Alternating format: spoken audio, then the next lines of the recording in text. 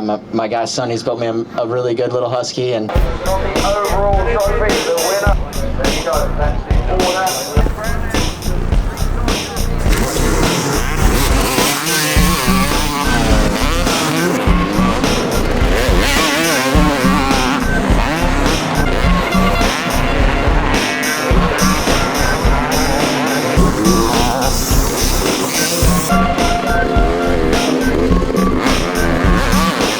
Sonny did a mega job. We had a great weekend. We didn't have any issues whatsoever. Bike was great. I could have been a little bit better. I jacked my thumb up pretty bad at the Canadian National a couple weeks ago, so I was kind of battling that a little bit. But man, yeah, Sonny did an awesome job. Bike was killer all weekend. I think he had a bit of nerves, he said, but I was probably more nervous, you know. The bike was beautiful. It was one of the most talked about bikes here, I think, so we had a blast. A really good weekend.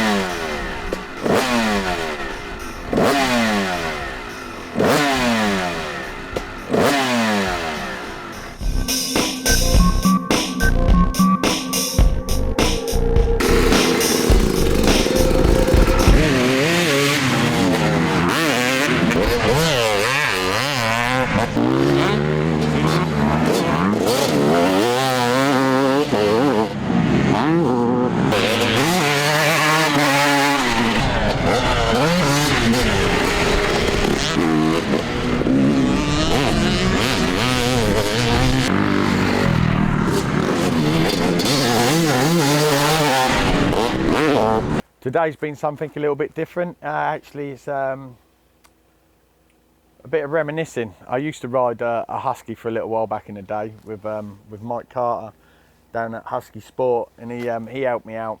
He helped me out a lot, actually. He's a good guy. Back in the day, I can't remember, I think it was 99, Carl Presswood, he took a bike along one time up at Armthorpe, and I managed to ride Paul Cooper's factory bike in a clubman race when they used to have the clubman races back in the day. And today I've been riding a 2002 factory Husky built by Stormworks Garage, a friend of mine, Sonny, and it's been a good fun day.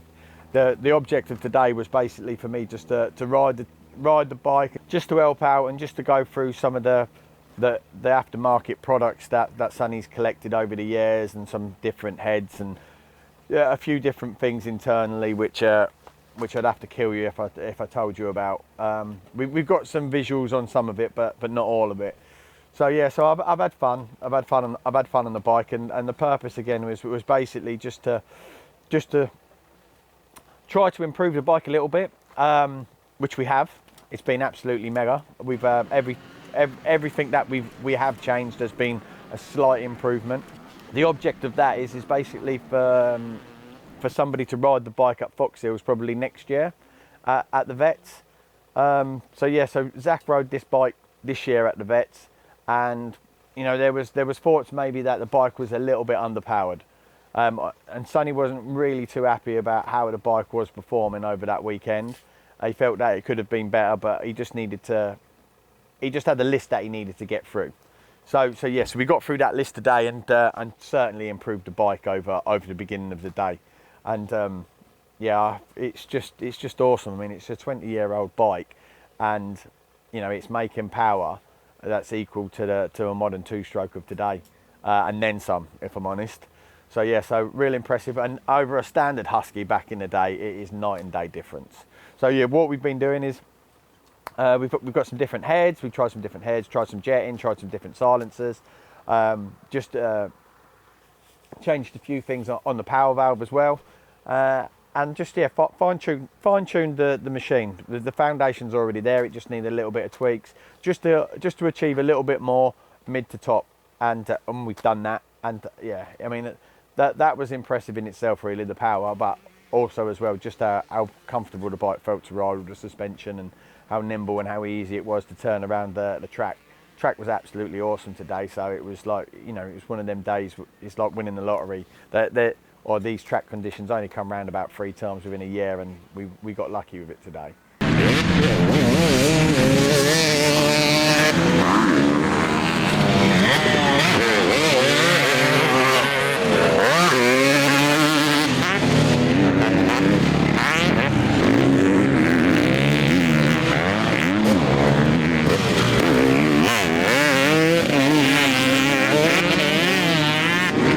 So yeah, so the bike, I had to change the bike setup just a little bit. I left the handlebars and the levers, everything how, was that how Zach had it? Yeah. I left everything how Zach had it pretty much, and just the suspension has just changed a little bit. I'm a little bit heavier than Zach, even though he is getting a bit of a dad bod these days, I have noticed. But there's a dad bod and then there's a dad bod, so we'll let him off. And then, yeah, just left everything like that, but just changed the suspension just a little bit. I found the front forks were just a little bit too, they sit up real high up in the stroke, and just had a little bit of a trouble turning, only on a few of the turns out there on the circuit. The majority of the time it was real good, but it seems to be like more of an American style of that anyway, like a hard setting and having the bike kind of squat maybe a little bit at the back and sitting up high at the front. But I mean, we're talking, you know, we're real nitpicking when we're mentioning this kind of stuff.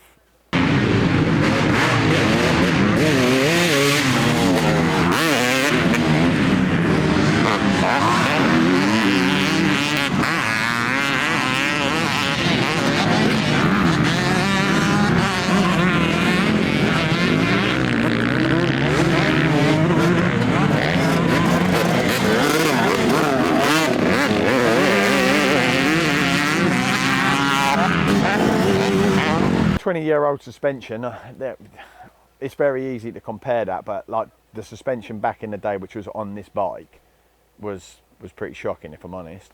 The rear shock, I remember blowing out a rear shock on one of my practice bikes that I had for a little time over the winter. And the front forks, it wasn't ideal. Definitely not. Let's just say that it wasn't ideal. So again, it's night and day difference. This is a factory machine. You know, it's a factory machine of its time back in the day, which is equal to most machines of today.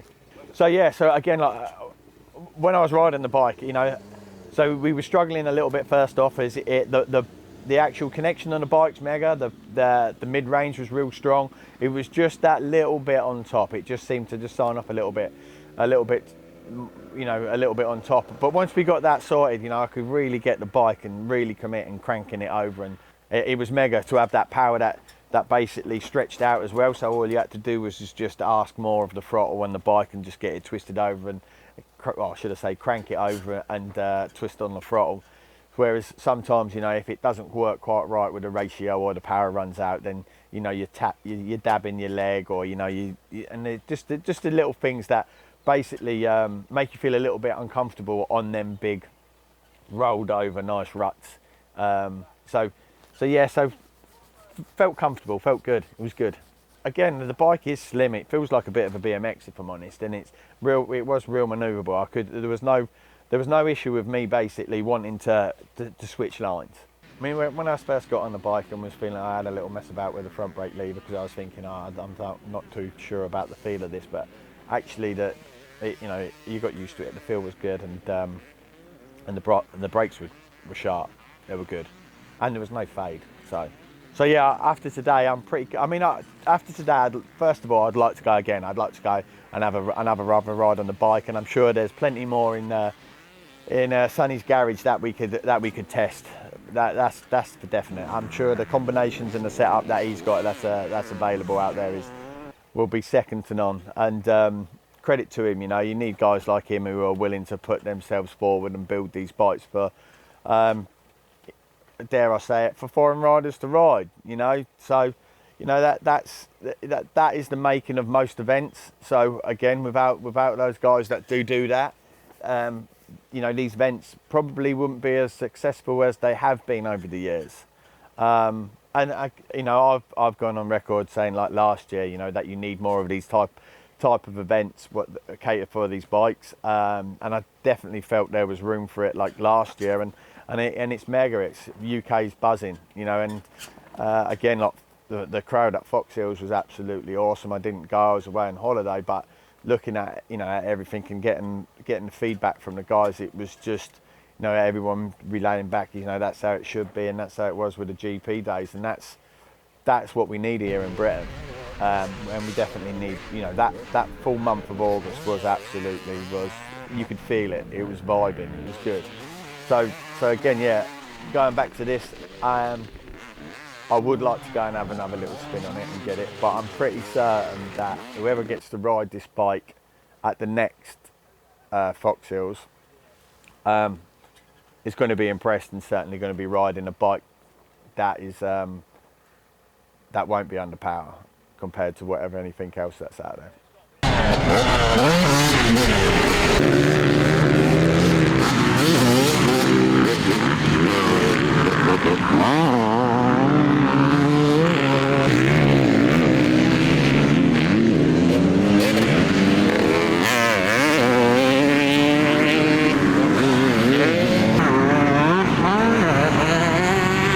This was Nunn's 250 from the British Championship and GPs in 2002. We restore old motocross bikes, two-stroke motocross bikes. We seem to specialise in Husqvarnas, late 90s, early 2000s Husqvarnas.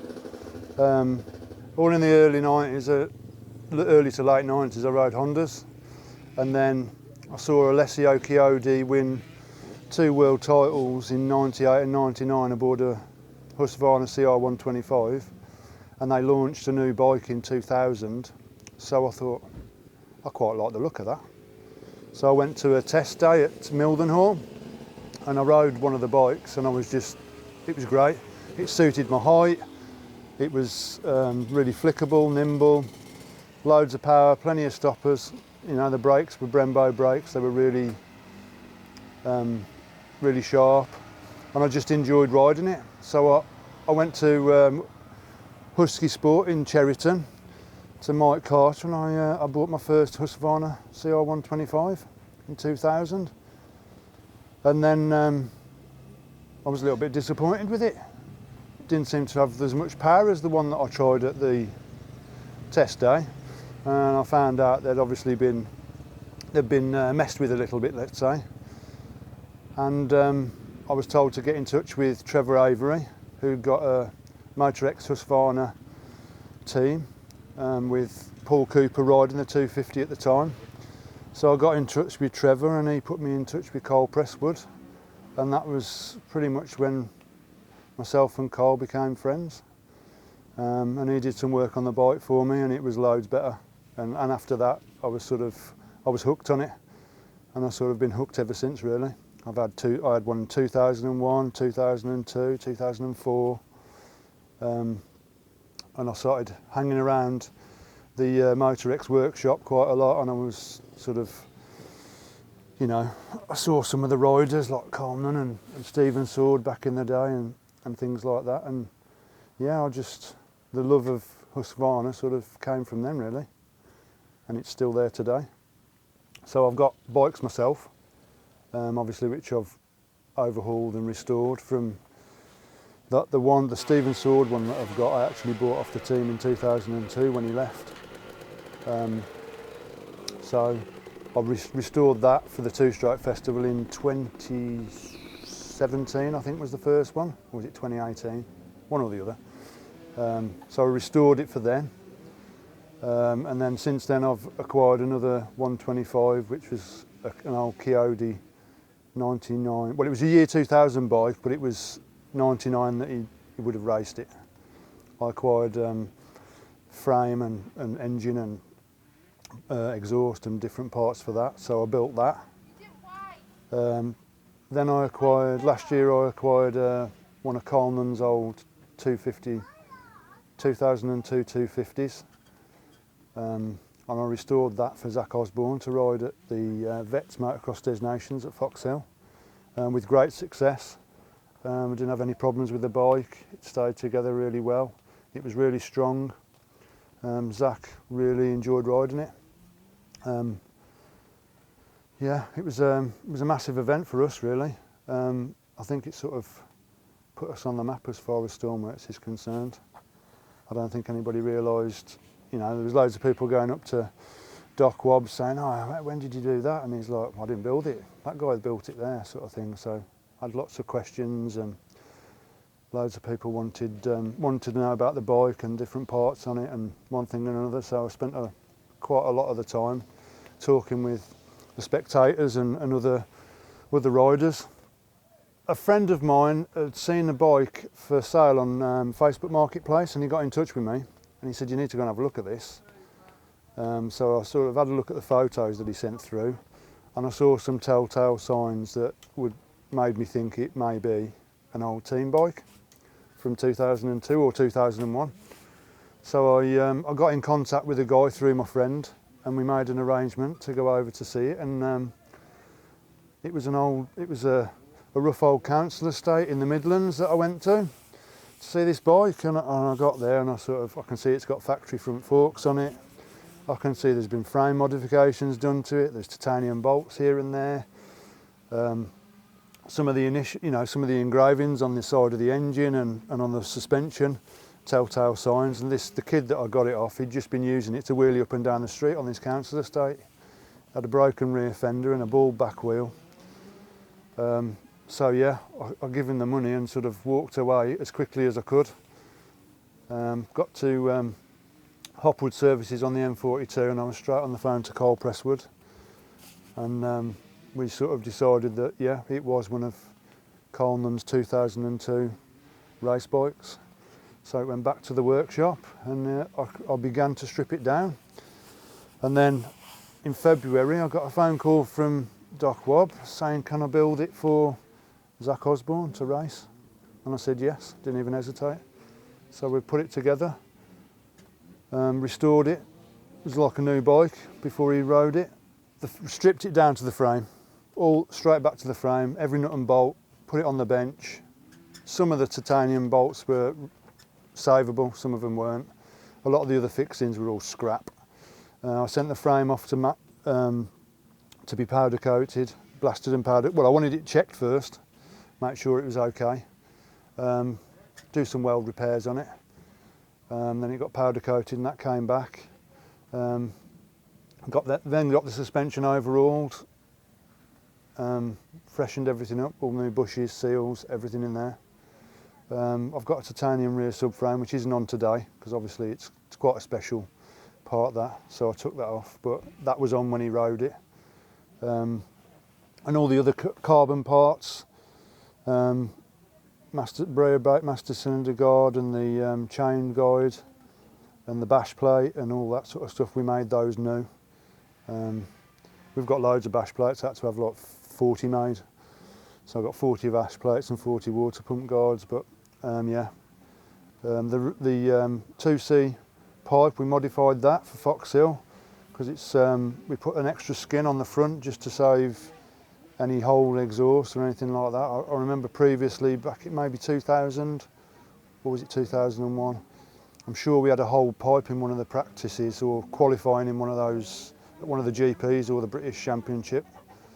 So I remembered that, and I thought, well, we can weld some skins on just to make it a little bit more robust.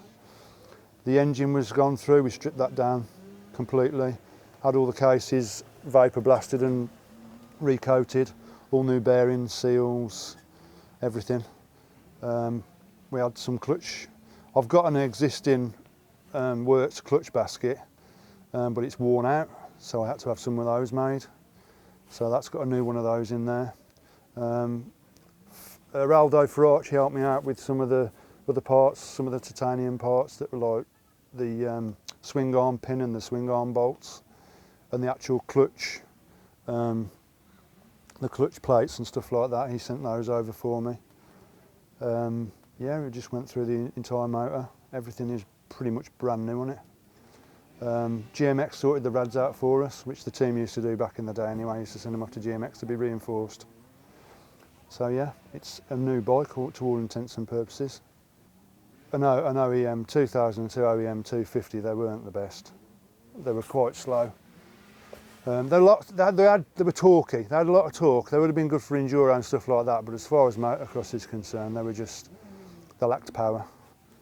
They got off the bottom a bit, but mid to top was just non-existent. You had to sort of fettle them to get any decent power out of them. So yeah, it's night and day different from a stock bike. It's got some components in it that are different. It's got an uprated shifter mechanism. I think they sort of use some of the old Honda stuff for that, like a ratchet mechanism, whereas the old shifter mechanism was quite antiquated and heavier, and it used to break. So that's different. It's got a factory crank in it. It's lightened. It's lighter than the standard one, and it's balanced. The barrel's different. It's been ported. You know, the exhaust ports have been ported, and it's got a V-force reed valve on. The head's different. I've got various heads for it. I've got a head for a real deep dish head for Lommel, which is like a sand head. I've got the head that's on it at the moment, and then I've got another one that's a little bit different. They're both factory heads, but that one's been machined with a bigger squish band. That one's been machined with a smaller squish band and a bigger combustion dome. And then we've put 2 epoxy resin in there to make the hole smaller, so the coolant fires through the head faster to give it more cooling, keep it cooler. Whereas that one's just been left. We've done the drilling on there to get it into the water jacket around the cylinder, but we didn't put the resin in on that one. Stock carb, yeah, they came standard with a 38mm Mikuni carb. Even the 125's got a 38mm Mikuni on it, but it was just jetting with those. And the slider had a different size cutout on the 250 to the 125. But other than that, they were the same carb. I got it finished 2 weeks before Foxhill. Unfortunately, I had to go away working for a month, so I lost a month's work time on it. So I didn't really get a chance to test it. I literally finished building it 2 weeks before. We did some runs round a stubble field just to try and get some sort of jetting set up on it, and then I went to a track down south with Zach Osborne, and he did some testing on it, and he was like, I'm happy with it. We did tweak the jetting a little bit for him, tweak the suspension a little bit for him because he likes a stiffer setup, but he said, I'm really happy with the bike. It's perfect. It's a lot better than I thought it was going to be. He'd been talking to Jason Thomas and Travis Preston, and they sort of slated the bike, and he came thinking it was going to be a nightmare, but he was really surprised. He couldn't believe how good it was. So yeah, he was really happy with it. And we did about 3 or 4 sessions, loaded it in the back of the van and went home, happy. And then obviously it was Foxhill, and he did really well there. The American team won. He nearly got the whole shot in the 3rd race. So yeah, it was the bike was definitely up for it, or up to it. I didn't know what to expect really. I was a bit nervous when I first met him, but man, he was easy to deal with. Just do this, just do that. There was no sort of Hollywood sort of diva type. He wanted to know about how stuff worked and what I'd done to the suspension and what I'd done to the shock or what I'd done to the jetting. It was quite tight, the headstock, and he wanted it loosened off so it was really flappy, which we did. But yeah, he was really interested in how it had come to be really, and where I got the parts from and things like that. But yeah, he was such a nice guy, and his family were great, and he's a friend now, you know. He messaged me every other week and stuff like that. He's coming back next year, he said, so.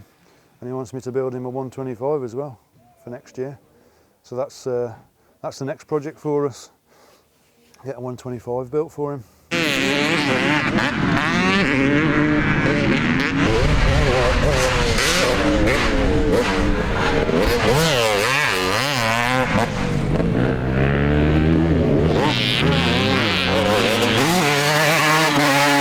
Rode it last week. With a different pipe on it, a different head on it, and a different silencer. And I was a bit confused. It seemed a bit lacking, but we've put a different pipe. We've put the 2C pipe back on it, and the Pro Circuit silencer, and put the other head back on, and it seems to have all the power in the right places again. It was so perhaps I went the wrong way with trying to swap things around. I think I could have just left it as it is and worked from there. Yeah, I'm interested in all Huskies really. I want a Cagiva as well, because a lot of the parts in this engine have got Cagiva stamped on them. So they didn't change much from sort of like the early 90s really till they stopped producing them. A lot of the components were the same, a lot of the seals are the same, a lot of the bearings are the same, conrods are the same, all the conrods have got Cagiva written on the side of them. I'm interested in the early stuff and the later stuff, pre-KTM obviously. The newer stuff I'm not really interested, but then having said that, I'm thinking about doing a modern take on one for the festival next year. So I get a 2021 maybe, 22, and modify that and get some graphics on that and see if we can't get a nice looking new bike, just different. Rather than restoring an old one, let's do a new one up. Make that as good as it can be.